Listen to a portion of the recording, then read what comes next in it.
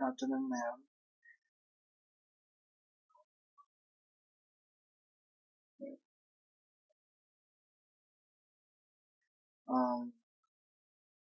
I ngasi tawjaduse previous year question nainabdo mamang kita aku mamang tagi adum nainaraga laiga kanawdo ko makha mu chathase sista kugi question number 20 di over mathang adum lakse 21 kasi question tarang lokal ko question tarang si ngina Question ahambagi question say human activities in the recent past have caused the increased concentration of carbon dioxide in the atmosphere, but a lot of it does not remain in the lower atmosphere because of. Today's question say option say part na hana question say karino hat hana concept ko. Carbon dioxide hariba gas se akoy carbon dioxide hariba gas se amna heavy over gas ne heavy ko. Mase akoyna atmosphere yamna wang paikhatteba thamba ayama matamda carbon dioxide che nitrogen ko adagi kogi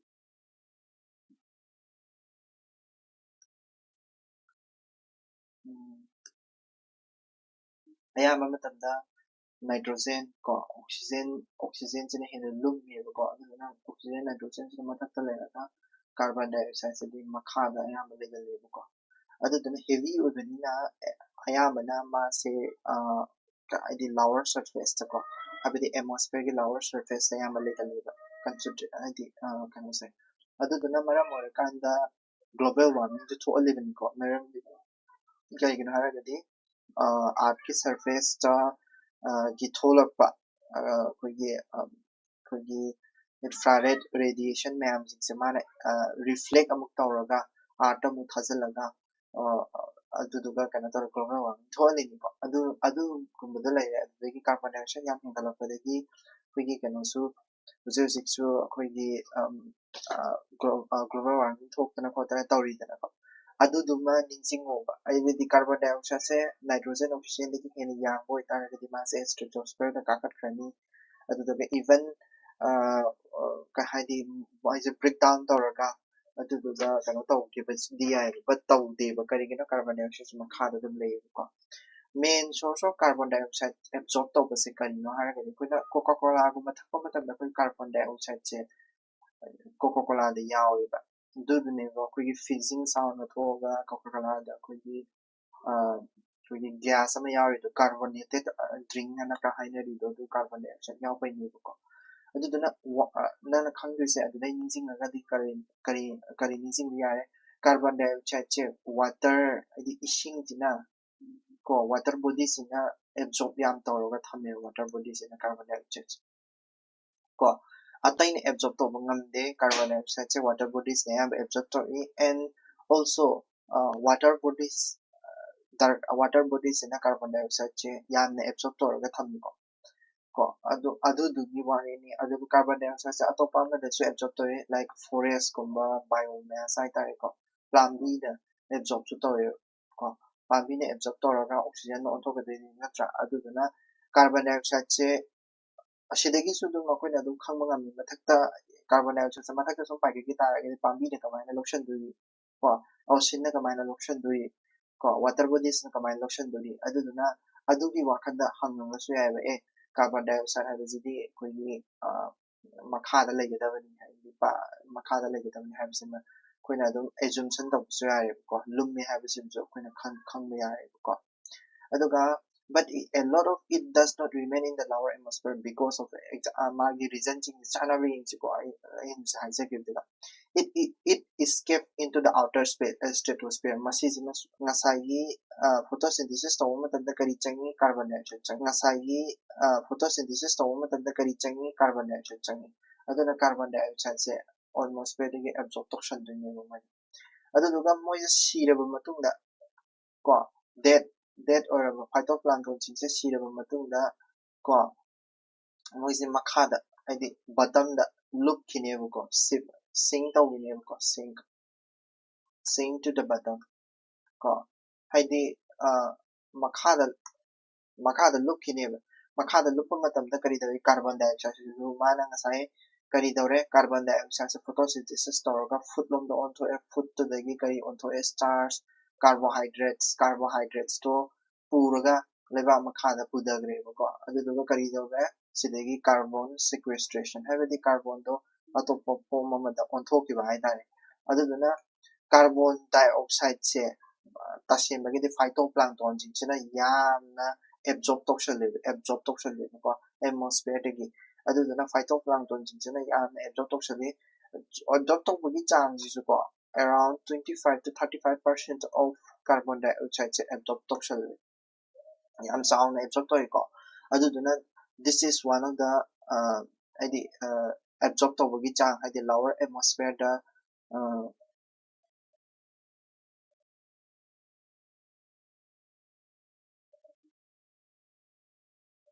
ko aduduna sijima yefchumani ko the trapping of air in the polar ice cap polar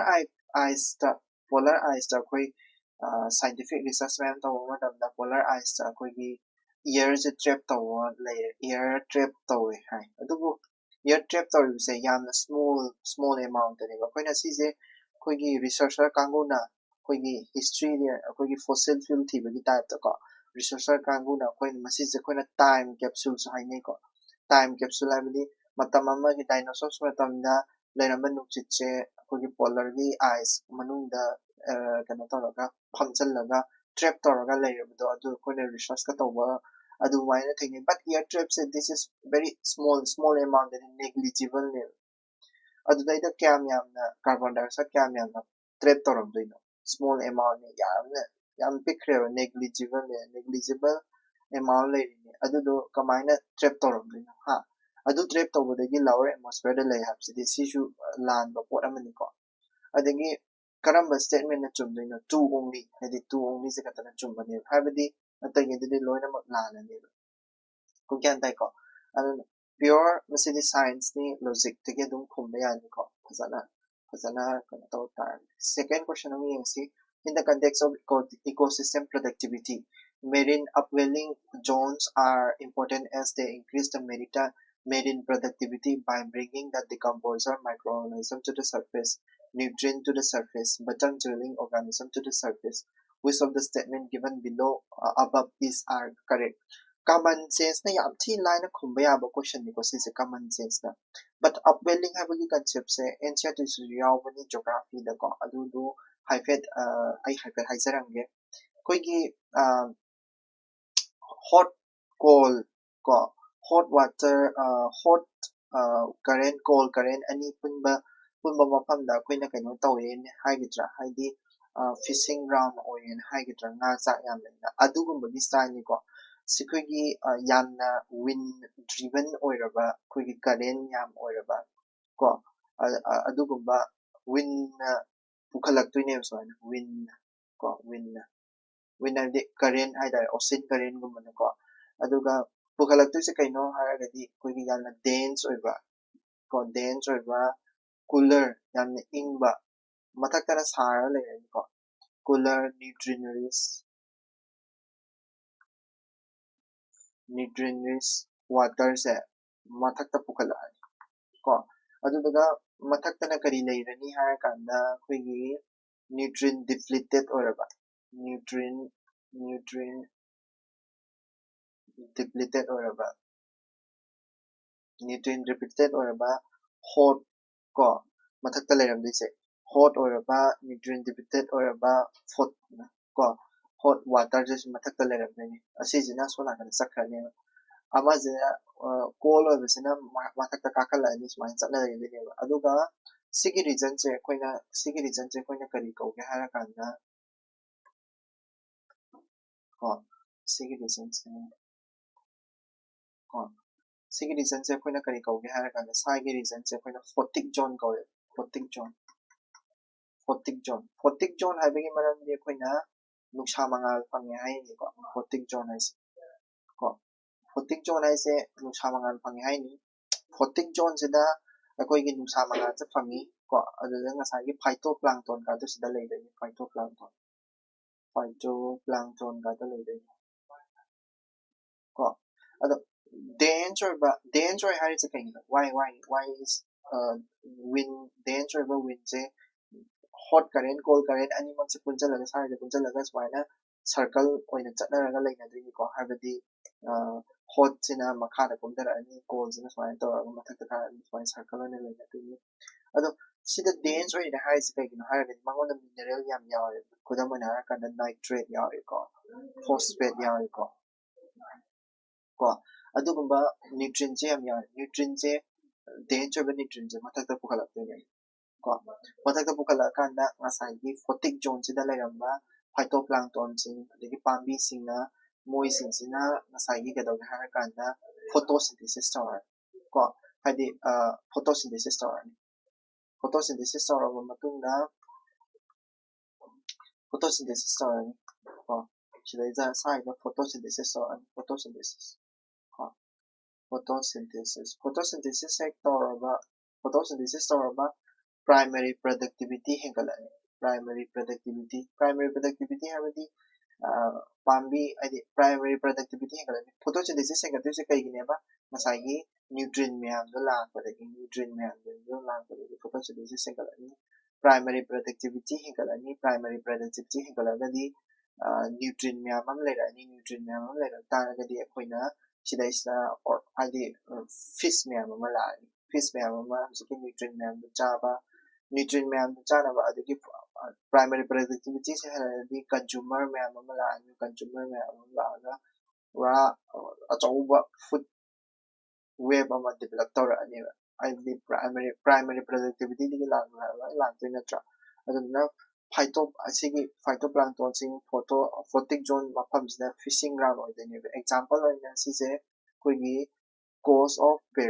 Peru gi coast ta sise phange ko coast of Peru ko aduna sidaista main over reason se upwelling sisibo akoina sigi process bo akoina upwelling haiba ko upwelling downwelling su lay upwelling haisina sisine ko upwelling ko upwelling ko upwelling aduga si yani ko upwelling ko sise so sidastigi akoina kai khangma ngame adi question ta par asiko habidi mana marine upwelling tawrise ko increase the marine productivity by bringing upwelling tawda pukhala is a kari no sine decomposer microorganism in the surface sida is the decomposer pukhala aga so nutrient laitabnina decomposer da sigrani ko aduna decomposer pukhala aga decomposer sidagi akoi kano oiba yaroi ko food chain develop tawba yaroi ko productivity hingatba yaroi ba aduna decomposer digi productivity hingatbagi what am the laitabnina masiga option je wrong oi habidi pukhale aduga productivity henkale na hariba ko aduna question da dum khango ba productivity henkale haraga kari decomposer pukhala no ba ko decomposer pukhala kanda decomposer ma'am lairaga ka productivity hingat kadaba nati ko kay gina di masai digi matak se nutrient deficient oraga dum laini nutrients to the surface to meto sidi nutrients na trama bukala ido like nitrates phosphate kuma nutrients ma'am ne but dense or ba nutrients rich water bukala hai adu bukala taraga ni nasagi photosynthesis oraga na to ga tu jim ti chumni ko bottom dwelling organism chamane nasagi kano jiga samane roman bawan jiga bottom dwellers in the amana decomposer oil sigi bottom dweller hai di kano bottom dweller habse akoina environment ki termda akoina benthos haraga kangni ko benthos kangu singse bottom dweller organism ni moidi nutrients hana na lairamba darkar yam leyo ko moidi makha da dum lejai leyo su ko aduga mathakta ka su saraga lakti ka su ko so edi ani se edi decomposer se ka bottom dweller se ka to mane ba aduna 1 ga 3 ga se ani mak pula puna lan ga tuine ko similarity da ngasai na mo aina habido contrasting similarity ado ani du yeng na taw su yai ka hai ga do adu dai de khotla sai ko do two only se khotoi ne ko se official answer should two only se oi ko ado next question am yin se If a tropical rainforest is removed, it does not regenerate quickly as compared to the tropical deciduous forest. This is because this is a misconception rainforest the soil fertile si tropical tropical deciduous forest rainforest rainforest no yam rain yam rain yam meaning leaching yam leaching yam magi soil soil infertile infertile leaching yam soil kari laterite laterite ko red red soil aduga laterite chu or letosol su red soil chu nutrient yam wat kani adagi mogi pambi singse siraba matungda sigi pambi singse siraba matungda moise pambi je systematic diversity systematic myam ama leibanina pambi myam ama haubanina mogi siraba matungda mogi decompose toroga decompose toroga absorb se am thui fast absorption adagi decompose sibasu yam cd moidi mana evergreen so oine ko evergreen to oy aduna no setting su yam tawde lips setting yam su tawde aduna decomposition su yam tana thoe aduna decompose tawra so fast absorption lay tawrisa ko decompose tawra so fast absorption lay aduna moigi soil singse haidi nutrients yam wale soil singse kadoyeba nutrient yam wale soil se less nutrient less fertile oil ko less fertile oil asiji makhangoba less fertile oil adi ayamana nutrients singse soil da leite adagi moise haidi kai haini pambi su yamama hojallabni na ko due to great biomass ko biomass singse nutrients ayama legale ko ayama legale aduduna soil singse less fertile oiba aduduna maram orakanda ngasai tropical rainforest adi soils are fertile deficient in nutrients soils of rainforest are deficient or nutrients yam leite adu akoina leiba mya mali na pambi yam horamne leidoi mali na ko leite ko soil dagi am pa na nutrients yam haidi deficient oiba ko nutrients adu tropical deciduous forest adi what about tropical deciduous forest tropical forest adi leaf shedding adu lei ko leaf shedding adum lay adagi kadawne harakanda pambi singsu magi autumn season haitare ko haidi sibani season da adum decompose yam tawina fertile decompose ko adagi nutrients singse yam lay ko more nutrients ko aduna more fertile soil se fertile oil ko soil se fertile oil adagi lip set taw matamda soil se decompose tawraga fertile yam oy moidadi pambi ju yamna haude mogi time ta ko adi pambi yam haude adagi nong se yamna tade nong tabagi season su lei natra adi aduna leaching ju yam thokte aduna maram orakanda tropical deciduous forest haitare ko tropical deciduous forest adi ko kano sa tawde ado ngasai gi tropical oy business su ayam oideni ko tropical oy business su decompose yamna fast oil decompose tawse kano temperature yam sarga di yam fast oidena ko aduna maram orakanda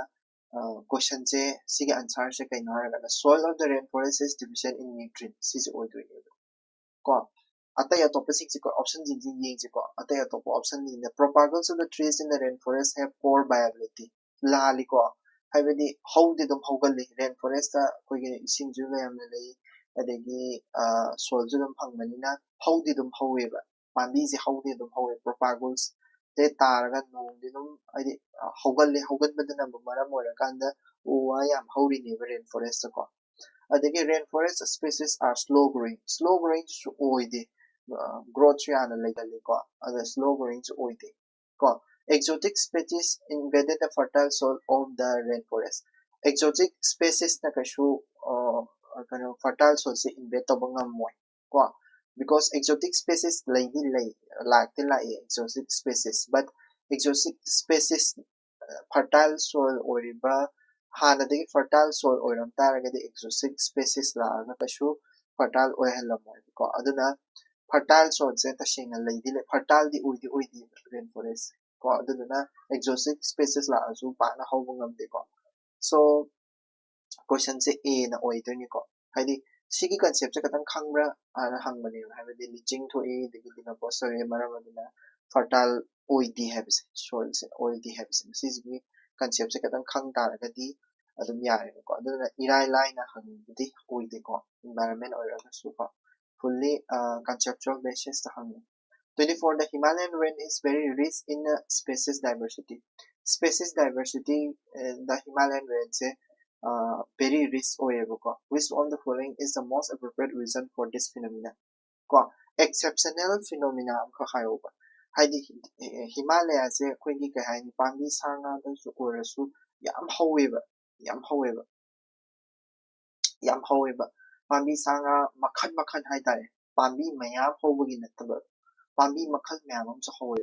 pambi makhal mayam am hawbase shi se why akoina hangbe ai pambi makhal mayam am hawbase kai atopa mafam haidi Himalaya gumba atopa mafam mayam am laiba adu adudana hawdraga pambi singdana hawrisina karigino sini pambi sing haidi pambi mayam ama Himalaya da hawrisina karigino sini main oiba reason di karigino haragadi koina areas magi areas unique oiba areas kanu ta Himalayan region se kado ke harakanda akoigi biogeographical realm maina ma letra biogeographical boundary haitare ko adugumba boundary ani khasal level like akoigi mathaktana si Himalaya oyenga se Himalaya ko aduna mathaktana koina Palearctic realm real si biogeographical kano odini ko real may naman lebido biogeographical real may naman lebido habidi magi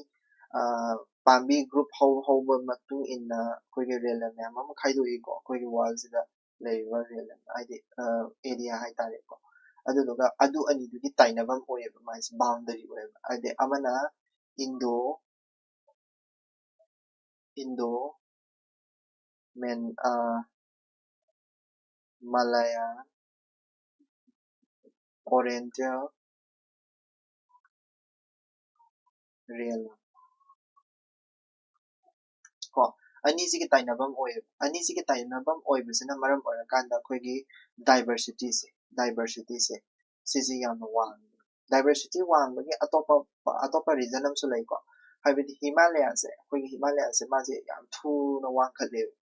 aduduna maram orakanda ko sawaida akoigi tropical se phangani haibidi tropical forest se phangani dagi temperate phangani ko dagi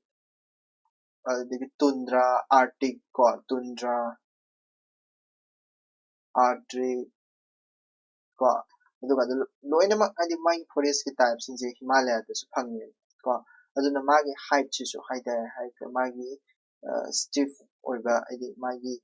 kano sina su adi the tropical da phangba diversity duga temperate da phangba diversity do khena duina tundra ga arctic ka diversity su adu sina su maram orakanda magi koigi kai haini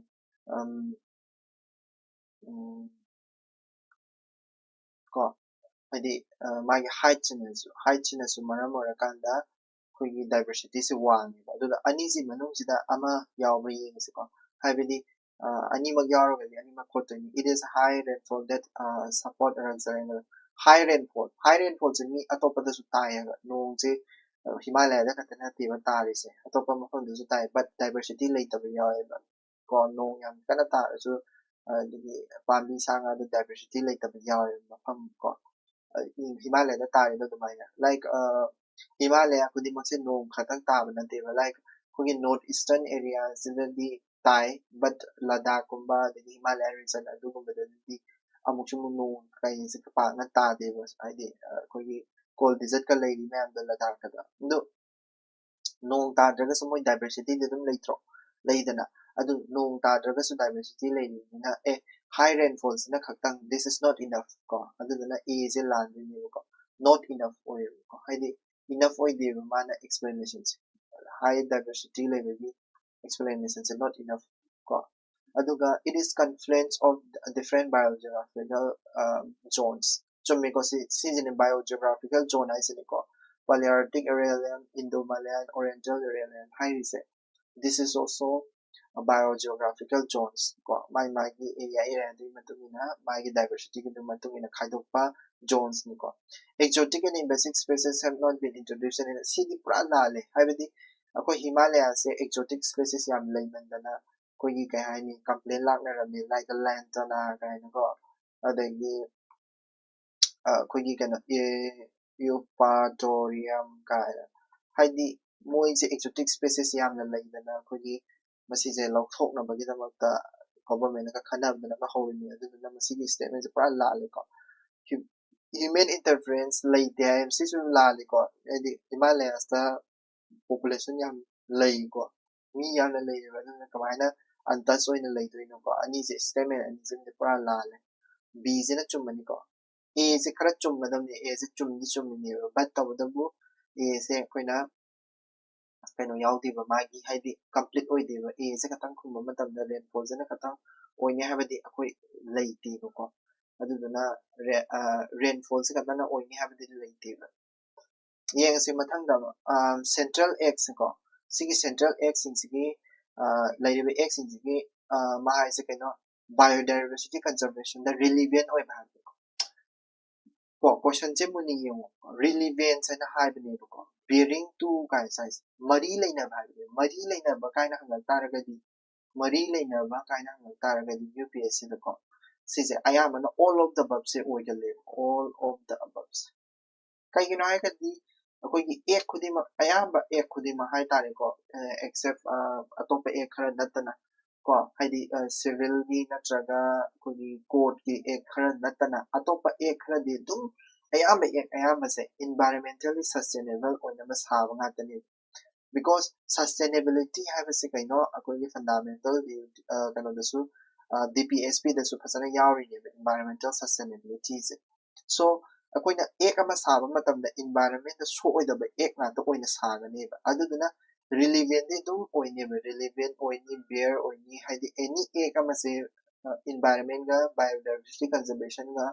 adum mari leina ne aduduna sigi ek ayamba sa loinama एक aim से ayamana sustainability da aim tamraga sarakiba ek na to oibnina biodiversity da loinamak koigi kano tawni haibedi koigi ke haini biodiversity conservation da loinamak help tawni kudamoina sisu important export control act se important export control act se sites aina amalei ko adugi makhada adugi regulation rules and regulation inbani sisu illi ko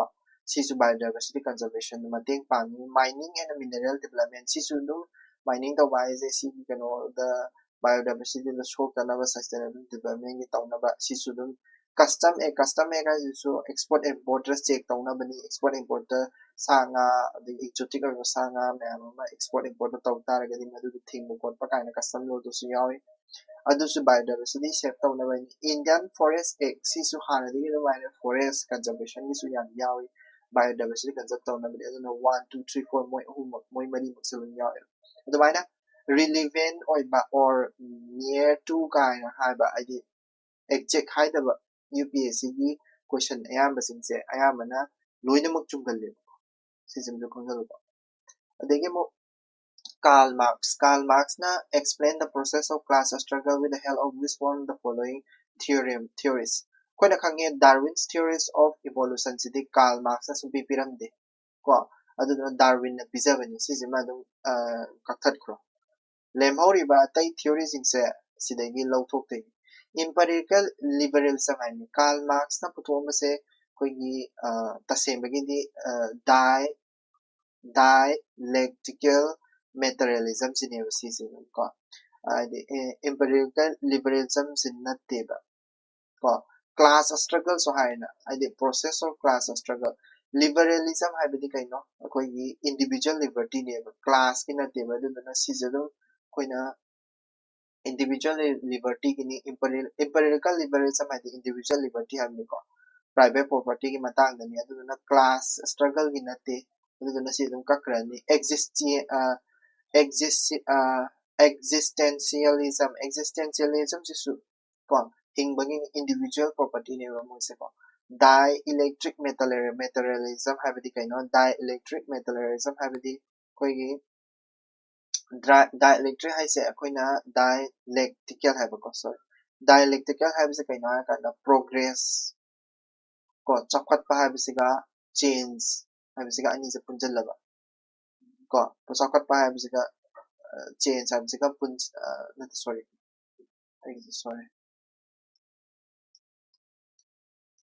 को हाइबदी कोई चखतपा हाइनते conflict ना or opposing force हाइतारे को conflict ना कोई चखतपा जे थोलबा progress थोलबा अमन competition तौनबा को die हाइबदी अनि नि को मोयने dialectical materialism हाइबदी अमा ना opposing force ओइनरकाना conflict थोनरकाना progress नत्रगा change अमा पुराबा दुइतारगदि मदुदबो खोइना dialectical materialism कोयबा अदुनो कार्ल मार्क्स पुथोमनि को this is a theory question ni ko next a layer in the earth's atmosphere is called ionosphere ion hai taragadi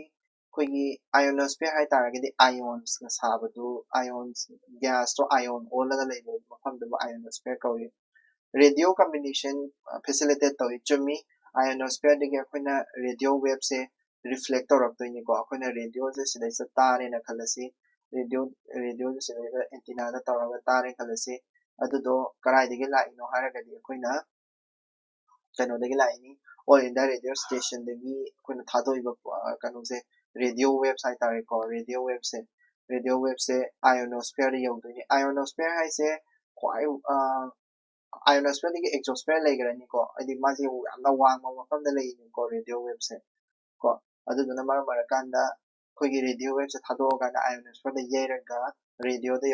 यौरक्तोइनी को दुदिना माई frequency का तो कोई all India radio की frequency का तो उलिदने को रेडियो कम्युनिकेशन की हाइदी आपकी लायर आयोनोस्फीयर से रेडियो कम्युनिकेशन सिजने वाई हमने कई मरम की सिजने नो को a layer in the earth's atmosphere is called ionosphere facilitate radio communication why ko kari maram gino haragadi the presence of ozone cause the reflection of radio waves to the ozone haibisdi stratosphere da lehore ko ionosphere da leite stratosphere haibadi koigi troposphere sida leani troposphere gi heng mathakta stratosphere leini stratosphere sida ozonosphere and ozone leiduse ozone layer leiduse ionosphere haisidi sida stratosphere lega mesosphere ga su leigini adugi mathangda ionosphere se leidune aduna ionosphere sida tawdeba stratosphere da tawbane ozone se ko aduna ahamba statement first statement is lale radio waves have a very long wavelength masi jimdi chummi ko radio waves have say have a very long wavelength but radio communication da sizinaba yaba na hangbane man haise long wavelength lebedi radio waves ta khatana te gamma adegi aduguma moik ma'am amsu haidi radio waves khatana te long waves ado ionosphere the reflector is a radio wave khatani tawis gamma adegi atopa long koigi wave haidai frequency yamna sangba onati wavelength yamna sangba atopa wave am leidiba adudi reflect tawdeba radio waves tagi hena sangba wave am ju leidiba adu ju reflect tawdeba radio waves se khatani ba reflect tawis ko aduduna ionosphere dagi reflect tawre na mase long radio waves sina khatang haidi yamna sangi haibisina khatang yade yan dai ko haidi radio waves na adi reflect tawre haibisima region se ko so sisu lale ko animak lale neither one nor two ko sisi lale maram da use haigre ko long khatang oiraga akogi radio wave se akogi reflect tawrakani haba leiteba atopa long waves ma'am हमसु लेनी मोदी reflect तौरक्तेबा so असीजिना मरम ओरकांदा अखोगी radio communication दा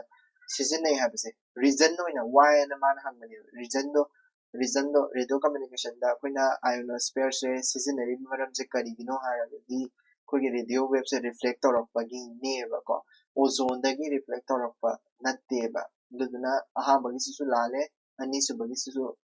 condition से लालेबा long ओरगे Hector reflect तौरक्पा नत्तेबा को दुदुना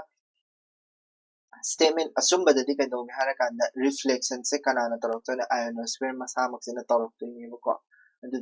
adudai chumdani na neither 1 and 2 ko lani ko hem pekhada edi chumneba statement number 2 se but a correct explanation oidabado kaino sige ai statement sige ko so next question na from foreign direct investment hai taragadi paisa pibado direct foreign the koina paisa puthokpado hai tare ko puthokpo or foreign company amana paisa logibado asi se long term gi ni ko long term gi process ni paisa ka ta na te moi ni ka akoina long term ja koina business layer su yai business company oina layer su yai ko adu du ka dog har kanda business layer ga koina ka dog ya koina capital su la ka ni business lai ta ra ga ni koina thaba ama lai ta ra ga ni capital la ka ni magi technology du so akoida la ka ni magi expert mayam du so akoida la ka ni habidi management expert mayam du so ko akoina loina lei bi adu ne ba expert and FDI sina madu du tokon mangam ni ko aduduna kaido ra ga har kanda ma se siam stable oi ne ba FDI ji hadi mapanda paisa pitokpada tawde se business ne ma na lai business ama lai ba is pull up layer to ni capital layer to ni technology adu senam layer management expert sun layer to ni aduga foreign institutional investor harise FII harise sisina kaido har kanda madi short term ni madi short term ni moi se hot money haraga su khamni ko yamna atema matamna kogi paisa thada base ado madi kari da thada ni haraga di madi ayamana stock market da thada de financial market da thada de like stock da thada bagumba bonds da thada bagumba adu do oi de madi aduga masidigi tholakada budi haidi stock da thada ba haisida bo kogi capital nga tani na paisa nga tani na thada de se magi business magi technology kari kara de at layer roi dana so stock bond da thada ba oi bani na moises unstable yam oi adu na unstable oi rami na masai gi FII unstable haidi magi statement di gi ngasi ka answer da FII to help bring better management skill and technology is pura la le ko ulta pulta chale FII helps in increasing capital ability in general, while FDI only targets specific sector. FDI flows only into the secondary market. Secondary market happening, stock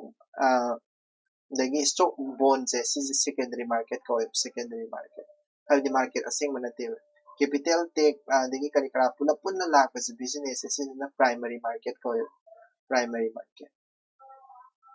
The primary market say FII and the foreign FII is the secondary market and FDI nati ko salize sisul la le ko honorable ta pata chale FII considered to be more stable than FDI is more stable way da ni haraga FII is more stable way ni hare sisul la le ko retire the sisul ta habedi increased capital ability in general capital ne maman hingali do chumme ko adagi kadaba FDI only target specific sector ama khatang da target taw habdi madi business ni haidi stock market lay beda di akoina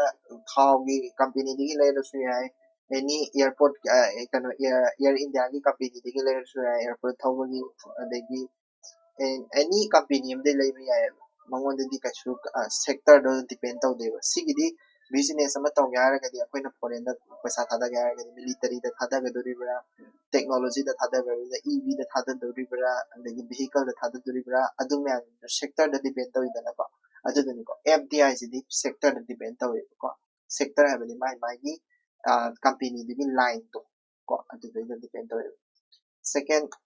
32 a genetically engineered form of brinjal known as BT bu harak tara gadi koina bacillus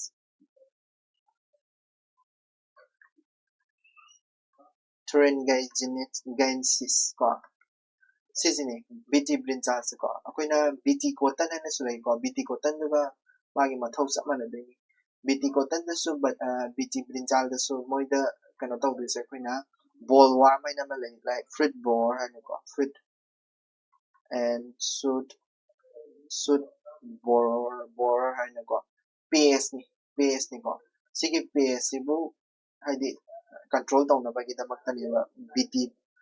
bacillus thuringiensis gi magi cry gene na ma lai ko cry 1 a gene na ko sigi gene ja hapsan doi ne cry da brinjal da ko bas kano sidagi sigi bacillus dagi lauthora ga adu duga hapsala kan ka doge hara kan da ngasai gi BT cotton am sum kano sing se larva sina charuba matamda ek charuba matamda larva se si doi ne adu na sigi brinjal se the protector na pest resistant oidine aduna sigi di BT brinjal BT cotton loinama pest resistant oidine ko pest resistant ni kholani adagi taste and nutritive qualities hingatbagi akhoi fortified rice kind of like golden rice kind of vitamin A hingatnaba sawa rice to adagi like self life akhoi flavor saver potato tomato haibako flavor saver tomato do akhoi pumdanaba sema tomato do kuina yonba yanabagi sema tomato ko adugumba adu self life longer adugumba hangal taragadi mai drought resistant gi sumogi rice makal khara legrabni ko drought resistant gi adugumba khara kabare aura ge pasalno ko adu si kano gi yam hang biotechnology gi yam hang ko adu cd kanoni current affairs ni moi matam dugi current affairs ni ko current affairs ki question ni cd quarter so yare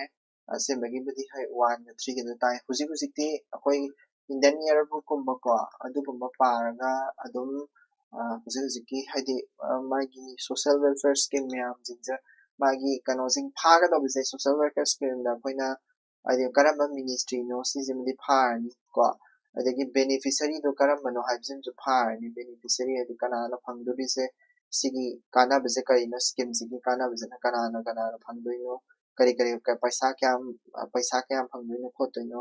sahi kya din kya bo phangdoi no beneficiaries myam ji ko adugumba do koina pasan ma darkar lai ko aduna ministry myam gi list ama sanction to thamo PIB digi parasu yai indian book indian yearbook digi parasu yai ko so chidadalo salase matang question tara muktuna mathang gidamu sangma matam mathang video da mu semjarage masi na kaina thank you so much have a wonderful day